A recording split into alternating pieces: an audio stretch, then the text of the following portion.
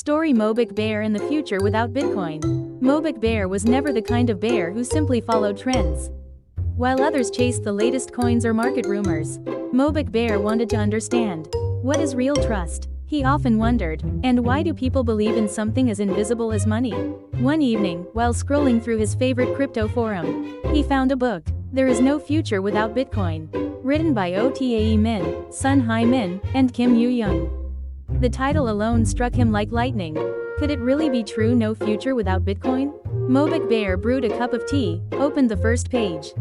And from that moment, his journey into the heart of Bitcoin began. The book didn't start with numbers or charts. It began with a question. How can people trust each other and live together? Mobick Bear paused. That question, he realized, wasn't about money. It was about humanity. He read about the day Satoshi Nakamoto carved a sentence into the very first Bitcoin block. The Times 03 Jan 2009 Chancellor on brink of second bailout for banks. It wasn't just a line from a newspaper. It was a cry of frustration, a spark of rebellion. It was the birth of a system built not on institutions, but on trust written in code. Mobick Bear's heart pounded. All his life, he had trusted banks, governments, and systems that claimed to protect people. But as he read, he began to see what Satoshi had seen. That money was never really about paper or metal. It was always about trust. And if trust could be digitized, perhaps freedom could too. He read on, tracing the history of finance. The South Sea Bubble, the Mississippi Bubble, the rise and cracks of the U.S. dollar. Each chapter unfolded like a detective story. Debt ceilings, collapsing bonds, shaken faith. All signs that the old pyramid of trust was crumbling.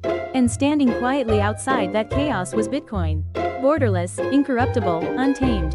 Mobick Bear imagined Bitcoin not as a coin, but as a living principle. A natural law of trust, free from manipulation.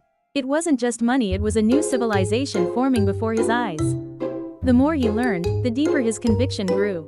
When he discovered how the U.S. had begun embracing blockchain through the Junius Act, integrating digital dollars into its financial system, he realized something profound. Bitcoin and the dollar weren't enemies. They were two rivers merging. One born of history, the other born of technology. Late one night, Mobick Bear closed the book and whispered to himself. Trust is no longer owned by the powerful. It now belongs to anyone who believes. He thought of Venezuela, where people survived through Bitcoin.